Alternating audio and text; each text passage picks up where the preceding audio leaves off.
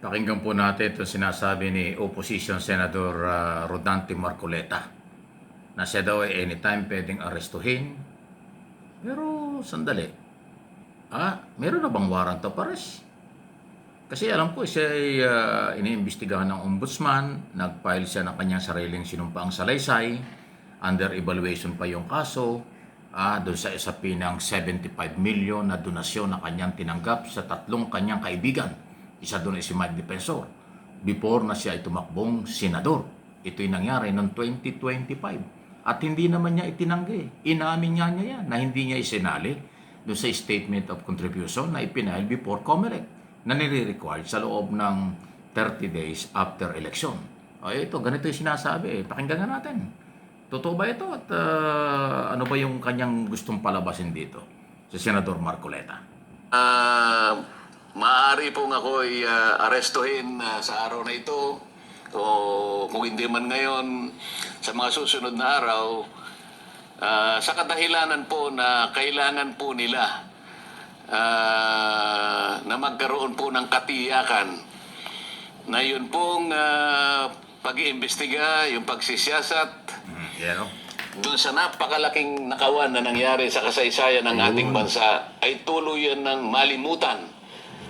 Ito lamang ang paraan nila para wala na pong magtatangka na masugid na gagawa ng kanyang tungkulin na tukuyin saan man tayo makarating. Tukuyin ang lahat ng mga taong nasa likod ng napakalaking nakawan na ito sapagkat sila po ay nakagawa hindi lamang ng kataksilan sa bansa, kung hindi napakalaking kasalanan po sa inyo. Lahat po ng mga taong binoto ninyo na nasa likod po ng pagnanakaw na ito, sila po'y pinagtiwalaan ninyo. Ngunit, sa halip po ng pagtitiwalang yon, ay ninakawan po kayo. Harap-harapan po, kagaya ng sinasabi namin. Yan po ang kanilang gustong iwasan ngayon. Yung makilala sila ng lubusan at tuluyan. Kaya lahat po ay gagawin nila. Huwag po kayong mawawala ng loob. Alam ko po na ito'y pansamantala lang. Alam ko pong hindi magpapabaya ang Panginoon Diyos. Git pa ni Marcoleta. So ayan, sinasabi ni Opposition Senator Marcoleta. Yun ang kanya palang paniniwala. Kaya siya kinasuhan, o kaya siya inimbestigahan at kakasuhan dun sa issue ng 75 million na kanyang tinanggap na donasyon ay dahil daw siya ay gustong patahimikin at wala nang mag-imbestiga ng totoo sa flood control scam. Sandali. Bakit ganun? Di ba nag-iimbestigang matagal na? Marami na nga nakulong, marami na nakasuhan, may mga wanted na nga. Nakulong si Jinggoy Estrada, nakulong si Bong Revilla, nakulong na ang mga Diskaya na kaibigan ni Marcoleta, nakulong na rin yung mga district engineer, wanted na nga si Saldico, under investigation ng ombudsman, si Martin Romualdez, nakulong na rin si Secretary Bunoan, at yung iba pang mga sangkot na korupsyon, iniimbestigahan at kakasuhan din. Ano po ba yung sinasabing para daw pagtakpan? Para bang ang gustong palabasin ni Marcoleta, siya lang ang makakagawa ng investigasyon. Siya lang ang may makakagawa na magpatuloy ng investigasyon sa graft and corruption. Sandali. Para namang monopoly yan, Mr. Senador. Isa ka lang sa mga senador na nag-iimbestiga. Ang sinasabi ni Marcoleta, inililis daw ng gobyernong ito ang issue sa flood control, kaya siya ay pwedeng arestuhin anytime. Bay, sandali naman, huwag naman ganon. Baka naman sumobra yan, baka naman panilin lang yan. Kung walang nakulong kahit isa, kung walang nakasuhan kahit isa, yun masasabi natin may pinagtatakpan. Abogado ka naman Marcoleta, senador, di ba alam mo yung proseso? Merong investigation, merong case build up before ipile yung kaso sa korte.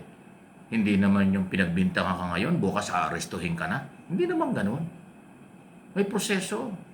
Kaya ikaw ay controversial at pinag-uusapan yung kaso mo, parte ng proseso yun. Hindi naman gobyerno ang tumanggap ng 75 million. Hindi naman ombudsman ang tumanggap ng 75 million ng 2025. Ikaw yung umamin na tumanggap ka ng 75 million donation para sa pagtakbo mo. Tapos yung batas nagsasabing dapat ideklara sa COMELEC sa SOSE ang mga contribution kung magkano at saan galing, hindi mo ginawa.